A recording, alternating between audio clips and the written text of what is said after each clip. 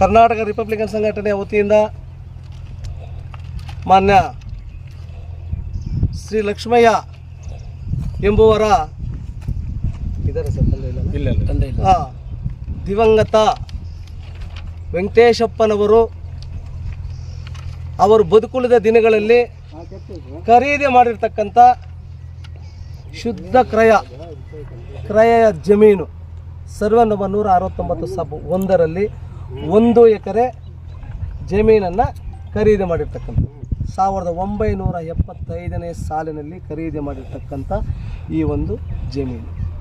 ಈ ಜಮೀನಿಗೆ ಸುಮಾರು 50 ವರ್ಷಗಳಿಂದಲೂ ಸ್ವಾಧೀನ ಅನುಭವದಲ್ಲಿರ್ತಕ್ಕಂಥ ಈ ಲಕ್ಷ್ಮಯ್ಯನವರ ಹೆಸರಿನಲ್ಲಿ ಪಹಣಿ, ಪಟ್ಟ, ಈಸಿ ಮತ್ತು ವಂಶಾವಳಿಯಾಗಿ ಬಂದಿರತಕ್ಕಂಥ ಮುಟೇಶನ್ನು ಸಹ ಇವರ ಹೆಸರಿನಲ್ಲಿದ್ದು ಆ ತಹಲಿಂದ ಈ ತಹಲ್ವರೆಗೂ ಸಾಗುವಳಿದಾರರಾಗಿದ್ದಾರೆ. ಅಂಥ ಒಂದು ಸಂದರ್ಭದಲ್ಲಿ ವಿ ಮುನಿವೆಂಕಟಪ್ಪ ಎಂಬಂಥವರು ಇದಕ್ಕೆ ಬದಲಾಗಿ ಈ ಸರ್ವೆ ನಂಬರ್ಗೆ ಬದಲಾಗಿ ಪಿಳ್ಳಪ್ಪ ಎಂಬುವರು ಮುನಿವೆಂಕಟಪ್ಪ ಎಂಬುವರು ಪಿಳ್ಳಪ್ಪನವರಿಗೆ ಆ ಸಂದರ್ಭದಲ್ಲಿ ಒಂದು ಮರಣಶಾಸನ ಪತ್ರವನ್ನು ಮಾಡಿಕೊಟ್ಟಿದ್ದಾರೆ. ಆ ಮರಣಶಾಸನ ಪತ್ರವನ್ನು ಮಾಡಿದ ದಿನಗಳ ನಂತರ ಮತ್ತೊಬ್ಬರಿಗೆ ಮರಣಶಾಸನ ಮಾಡಿಕೊಟ್ಟಿದ್ದಾರೆ. ಒಬ್ಬರಿಗೆ ಅಲ್ಲ, ಇಬ್ಬರಿಗೂ ಮರಣಶಾಸನ ಪತ್ರವನ್ನು ಮಾಡಿಕೊಟ್ಟಿದ್ದಾರೆ. ಮೊದಲು ಮಾಡಿಕೊಟ್ಟಿರ್ತಕ್ಕಂಥ ಪಿಳ್ಳಪ್ಪನವರಿಗೆ ಮರಣಶಾಸನ ಪತ್ರ ಯಾರಿಗೆ ಒಂದು ಸಾರಿ ಕೊಟ್ಟ ಮೇಲೆ ಇನ್ನೊಬ್ಬರು ಕೊಟ್ಟರೆ ಮೊದಲು ಕೊಟ್ಟಿರ್ತಕ್ಕಂಥ ಮರಣಶಾಸನ ಪತ್ರ ಅದು ರದ್ದಾಗುತ್ತೆ. ಅದರ ಪ್ರಕಾರವಾಗಿ ಸರ್ವೆ ನಂಬರ್ 169 ಸಬ್ 1ರಲ್ಲಿ ನಮ್ಮ ಲಕ್ಷ್ಮಯ್ಯ ಸಣ್ಣ ವೆಂಕಟೇಶಪ್ಪನವರಿಗೆ ಬರುವಂಥ ವೆಂಕಟೇಶಪ್ಪನವರ ಹೆಸರಲ್ಲಿ ಇದೆಯಲ್ಲ ಸರ್, ವೆಂಕಟೇಶಪ್ಪ ಹೆಸರಲ್ಲಿ ಇರ್ತಕ್ಕಂಥ 1 ಎಕರೆ ಜಮೀನು ಈಗ ನಮ್ಮ ತಂದೆ, ನಮ್ಮ ತಾಯಿ, ನಮ್ಮಣ್ಣ, ನನ್ನ ಹೆಸರಲ್ಲಿ 4 ಜನ ಅವರ ಪವಿತ್ರ ವಾರಸ ಮೂಲಕ ಈಗ ಅವರು 4 ಜನ 3 ಜನ ತಾಯಿ ಮುನಿಯಮ್ಮ, ಮಗ ನಾರಾಯಣ ಸ್ವಾಮಿ, 2ನೇ ಮಗ ಲಕ್ಷ್ಮಯ್ಯ ಎಂಬುವರ ಹೆಸರಿಗೆ ಪವಿತ್ರ ವಾರಸ ಮೂಲಕ ತಂದೆ ಮರಣಶಾಸನ ಪತ್ರದ ಮೇಲೆ ಅವರು ಮರಣಶಾಸನ ಹೊಂದಿದ ಆ ಒಂದು ಮರಣಶಾಸನ ಪತ್ರದ ಆಧಾರದ ಮೇಲೆ ಅವರು ಮುಟೇಶನ್ ಮಾಡಿಸಿ ಅವರು 3 ಜನ ಹೆಸರಿನ ಮೇಲೆ ಪವಿತ್ರ ವಾರಸ ಮೂಲಕ ಅವರಿಗೆ ಪಾಣಿ ಇದೆ, ಪಟ್ಟ ಇದೆ, ಈಸಿ ಇದೆ, ಮುಟೇಶನ್ ಇದೆ, ಎಲ್ಲ ಇದೆ. ಒಟ್ಟಾರೆ ಸರ್ವೆ ನಂಬರ್ 169 ಸಬ್ 1ರಲ್ಲಿ 1 ಎಕರೆ ಮೆಜರ್ಮೆಂಟ್ ಪ್ರಕಾರ ಅಂದರೆ ಚೆಕ್ ಬಂದು ಅದರ ಪ್ರಕಾರವಾಗಿ ನಮಗೆ 1 ಎಕರೆ ಇದೆ. ಆ 1 ಎಕರೆ ನ್ಯಾಯಾಲಯದಲ್ಲಿ ದಾವೆ ಇದೆ. ಆ ದಾವೆ ಇದ್ದಂಥ ಸಂದರ್ಭದಲ್ಲಿ ಕೂಡ ಲಕ್ಷ್ಮಯ್ಯನವರು ಮಾಡಿರ್ತಕ್ಕಂಥ ಬೆಳೆಗಳಿಗೆ ಅಡ್ಡಿಪಡಿಸುವಂಥದ್ದು, ಅವ್ರು ಮಾಡುವಂಥ ಕಾರ್ಯಗಳಿಗೆ ಅಡ್ಡಿಪಡಿಸಿರ್ತಕ್ಕಂಥ ಪಿಳ್ಳಪ್ಪ ಮತ್ತು ಅವರ ಕುಟುಂಬದವರು.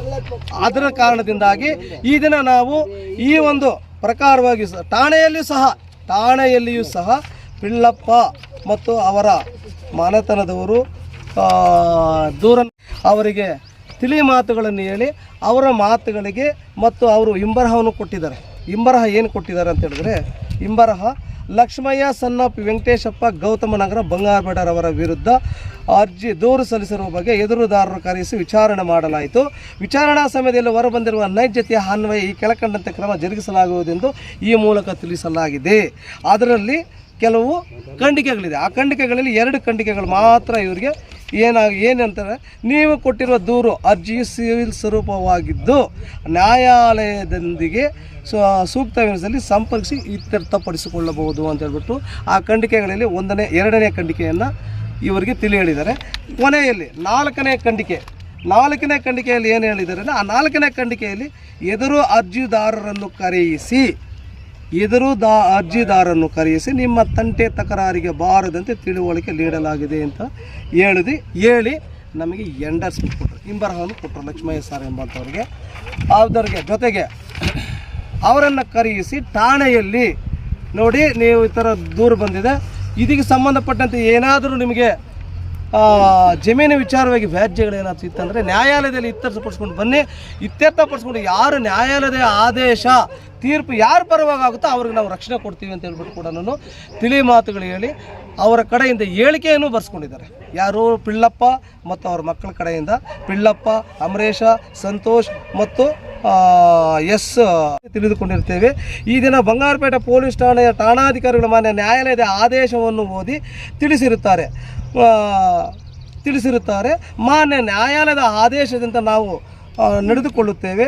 ಸದರಿ ಸ್ಥಳದಲ್ಲಿ ನಾವೇ ಈಗಾಗಲೇ ಅನುಭವದಲ್ಲಿ ಸುಮಾರು 40 ವರ್ಷದಿಂದ ಇರುತ್ತೇವೆ. ಅನಿತ ರಕ್ಷಣಾ ಇಲಾಖಾಧಿಕಾರಿಗಳು, ಸರ್ವೆ ಇಲಾಖಾಧಿಕಾರಿಗಳು ನ್ಯಾಯಾಲಯ ನೀಡಿರ್ತಕ್ಕಂಥ ತೀರ್ಪನ್ನು ಉಲ್ಲಂಘನೆ ಮಾಡಿ ಅನಾಮಧೇಯವಾಗಿ ಒಬ್ಬ ಅಧಿಕಾರಿಯನ್ನು ಕೂಡ ನೋಡಿದೆ. ಅವರೇ ಒಂದು ಏಕವಚನದಲ್ಲಿ ಮಾತಾಡ್ತಾ ಅವರ ಮೇಲೆ ಮಾಡಿ ಚೀರಾಡಿ ಮಾರಾಡುವಂಥ ರೀತಿಯಲ್ಲಿ ವರ್ತನೆ ಮಾಡ್ತಾರಂತಕ್ಕಂಥದ್ದನ್ನು ನಾವು ಖಂಡಿಸಿ ನಾವು ಈ ಒಂದು ಹೋರಾಟವನ್ನು ನಾವು ಮುಂದಿನ ದಿನಗಳಲ್ಲಿ ಕೈಗೆತ್ತಿಕೊಳ್ತಾ ಇದ್ದೀವಿ ಅಂತ ಹೇಳ್ಬಿಟ್ಟು ಈ ಸಂದರ್ಭದಲ್ಲಿ ನಾವು ಹೇಳಲಿಕ್ಕೆ ಬಯಸ್ತೀವಿ.